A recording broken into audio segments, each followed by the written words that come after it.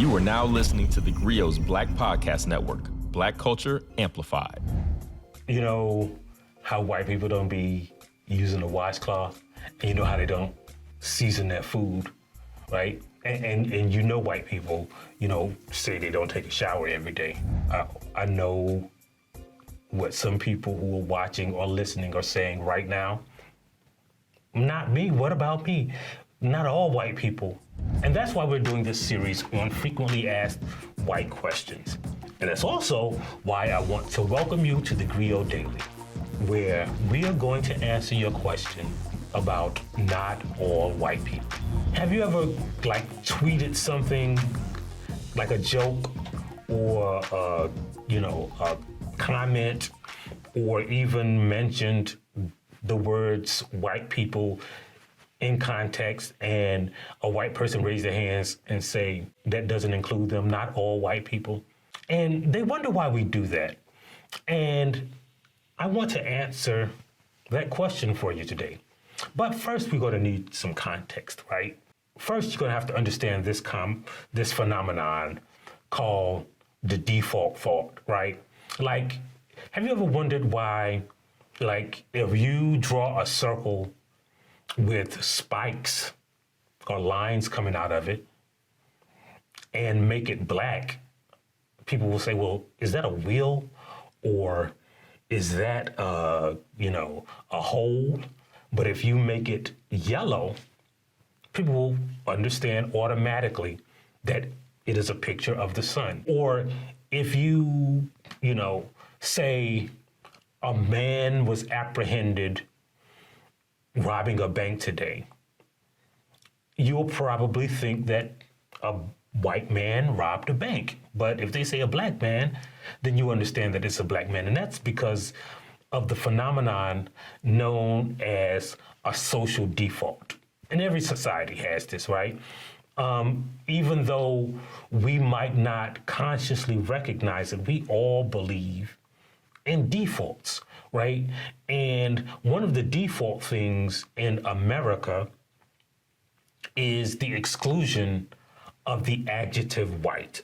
So if I tell you that, a man came by my house today and he was a bill collector, you're going to picture in your mind, most people, a white man, even most black people, because of the social default, will assume that if it was a black person, I would have described him as a black person.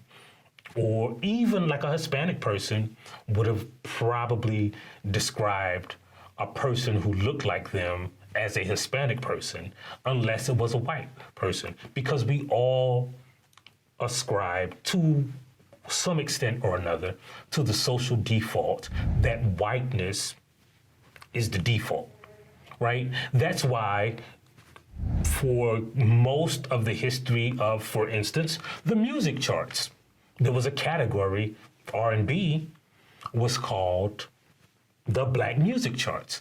Now that's after the 1930s, because when they first created that chart, it was called race music.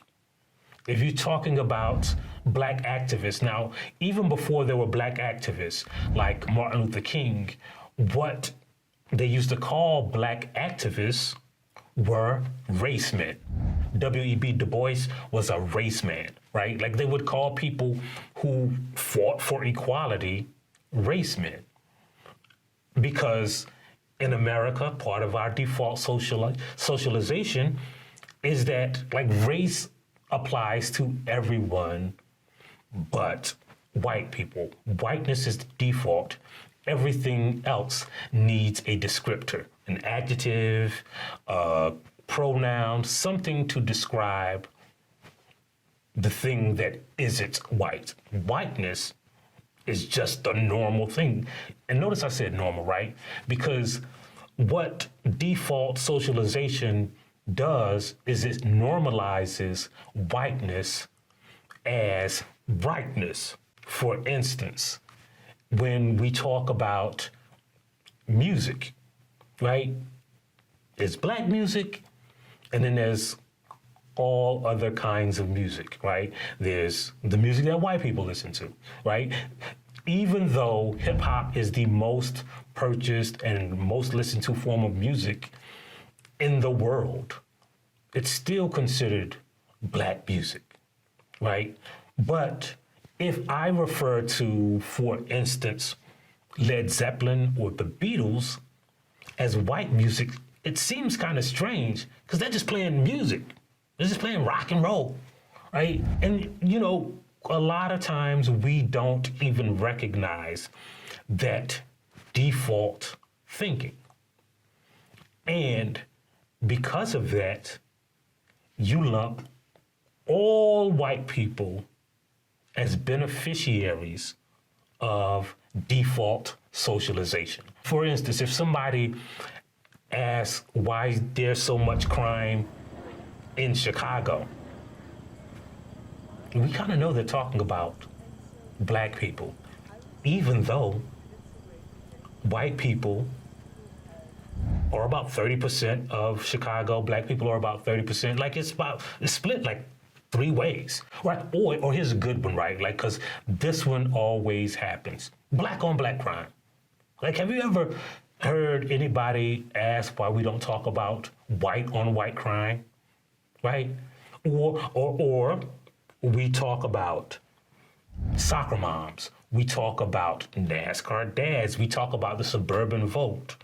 But when we talk about how black people cast their ballots, it's called the black vote, right? Like when black people live in a neighborhood, it is a black neighborhood. When white people live in a neighborhood, it's usually distinguished by socioeconomic phenomenon, right? It is a rich neighborhood, a middle-class neighborhood. It is a poor neighborhood, but black neighborhoods are described by the color of the people who live in them or by how dangerous it is for black people to live there, right? So it's a dangerous neighborhood, a crime-ridden neighborhood. It's a euphemism for black.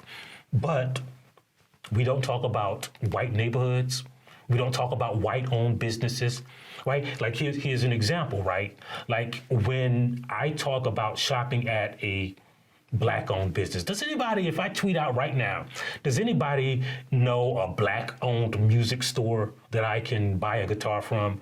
I guarantee you there'll be somebody under that tweet saying, well, why does it have to be a black-owned? Like, why you got to make it about race? And if you notice, if you look at the data, most white people shop at white-owned stores. And it's not just because most white people own businesses. If you look at the data, black-owned businesses in a majority white city or a majority white neighborhood are still frequently, usually, by just black people.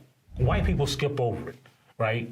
And they don't think that there's a problem with that because of default socialization. Now, what does this have to do with not all white people? So, if I say white people don't use washcloths, and you bring up not all white people, it's stupid because we know that nothing applies to all people, right? Like when you say the black vote, we know some black people don't vote. We know some black people vote Republican. We still call it the black vote. Eminem makes black music, right? But we know that it's not a black dude making black music because we know that not all rappers are black. We know that not all black neighborhoods have exclusively black people. There's some white people there. There's some Hispanic people there. Everybody in this country understands that nothing is ever all, even when we say white people. If I said, well, you know, you got to put gas in your car, and somebody who I wasn't talking to said, not me, because not all cars use gas. Some cars are electric. I understand that. I understand that not all birds fly. Not all snakes are poisonous. When I say put gas in cars, I am talking about the average car. And when I say white people, I am talking about the average white person. But you can't understand that because you benefit from two things: the privilege of individuality and default socialization. And to combat that, the only thing you can do is, well, subscribe to this podcast, of course. Maybe tell a friend about it. Maybe download that theGrio app, or maybe listen to a famous Black saying. And the one for today is, if you have a mind, why not mind your own business? If you like what you heard, please give us a 5-star review, download the theGrio app, subscribe to the show, and share it with everyone you know. Please email all questions, suggestions, and compliments to podcast@theGrio.com.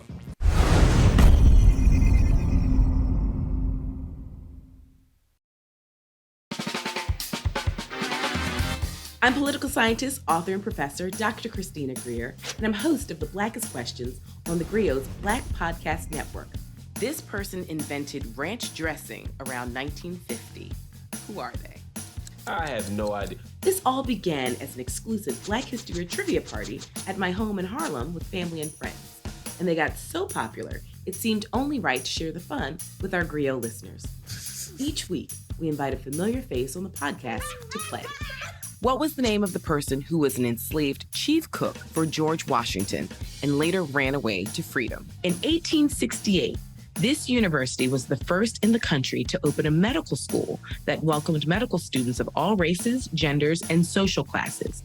What university was it? No, this is why I like doing stuff with you, because I leave educated. I was not taught this in Alabama public schools. Question number 3, you ready? Yes. Let me try to redeem myself. How do we go from Kwanzaa to like these obscure?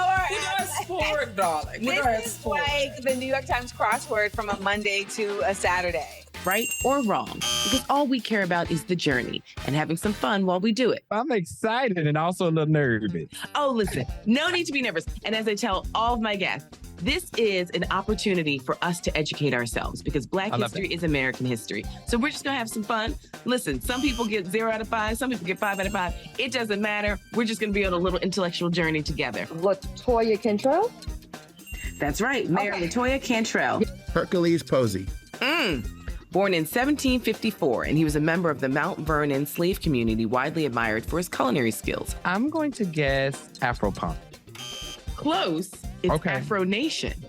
So last year, according to my research, it's Samuel Wilson, AKA Falcon. Wrong. Wrong. I am disputing this. I'm very 99.9999 sure that it is Representative John Lewis, who is also from the state of Alabama. That lets you know, Christina, we got some goodness come out of Alabama. There's something in the water in Alabama, and you are absolutely correct. The harder they come. Close. Oh, wait. The harder they fall? That's right. I'm one of those people that just changes one word. I mean, I know the song too well. I just don't know nothing today. It's I'm going to pour myself a little water while you tell me the answer. The answer is Seneca Village, which began in 1825 with the purchase of land by a trustee of the AME Zion Church. You know why games like this make me nervous? I don't know if I know enough Black. Do I know enough? How Black am I? Oh, my Lord, we gonna find out in public. So give us a follow, subscribe, and join us on The Blackest Questions.